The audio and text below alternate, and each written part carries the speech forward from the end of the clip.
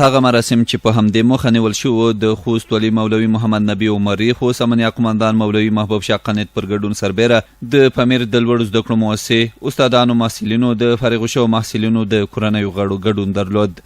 د مراسمو ګډونوال ته لومړی خوست ولي مولوي محمد نبي عمري د علم په ارزښت خبرې وکړې او ویل چې دیني او عصري علومو زده کړو ته به په دغه ولایت کې ښه زمینه مساعده کړي. که چېرته موږ دینی او دنیوي علومو ته متوجه شو، موږ دینی او عصري علومو ته متوجه شو، فکر کوم هر سړی به دومره مشغول وي چې هغه به د چای او د ډوډۍ دپاره هم وخت پیدا نه کړي. وطن به آباد شي، اقتصاد به قوي شي، کمپیوټر ساینس به قوي شي، تخنیک به په مخ لاړ شي، د اصلحې د جوړولو زمینه به الله موږ ته مساعده کړي، د یو بل سره به په همکاریو باندې بوخت وو، د یو چا د مریض تداوی به کولی شو، نظام به پرمختګ وکړي. خوست امنیه قمندان مولوي محبوب شاه قنیت هم په خپل خبرو کې د پامیر د لوړو زده کړو مؤسسې فارغینو ته د مبارکۍ ویلو ترڅنګ له محصلینو غوښتنه کوله چې نور هم خپلو زده کړو ته ادامه ورکړي ترڅو په راتلونکي کې د هیوادوالو لپاره د ښه خدمت مصدر وګرځي. دینی علوم او عصري علوم د انسان حیاتي ضرورت دي. دا چې انسان پیدا کېږي د انسان د ضرورتونو نه اهم ضرورت هغه دینی علم ده. ویل چې دینی علم هغه د انسان باطن جوړوي، د انسان د زندګۍ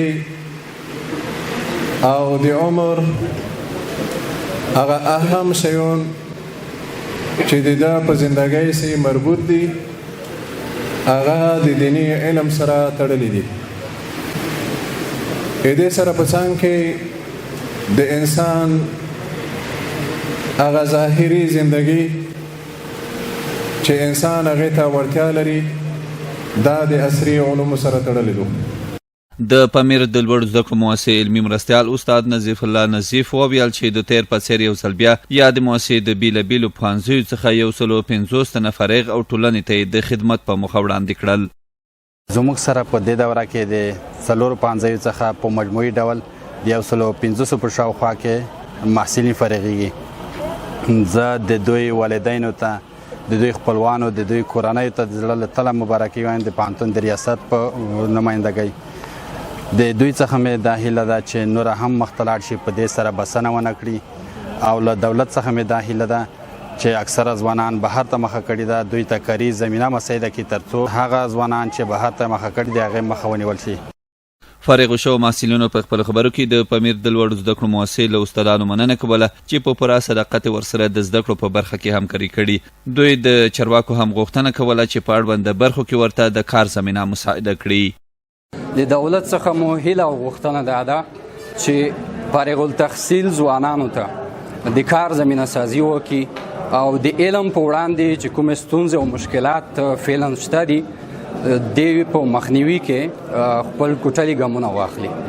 د افغانستان د اسلامي امارت څخه دا غوښتنه ده چې فارغ زده کوونکو ته د کار زمینه برابر کړي، دوی ته په کوم ځای کې چې بستونه حالي دي هغلته دندې ورکړي، او هغه محصلین چې دوی غواړي د لوړ زده کړې ارمان لري، لوړې زده کړې باید وکړي، هغوی ته سکالرشیپونه او د بورسونو زمینه برابر کړي. د پامیر پوهنتون ادارې نه ډېره مننه چې په دې برخه کې موږ سره ډېرې مرستې او کومکونه کړي دي، شته هلې ځلې سره کړي دي.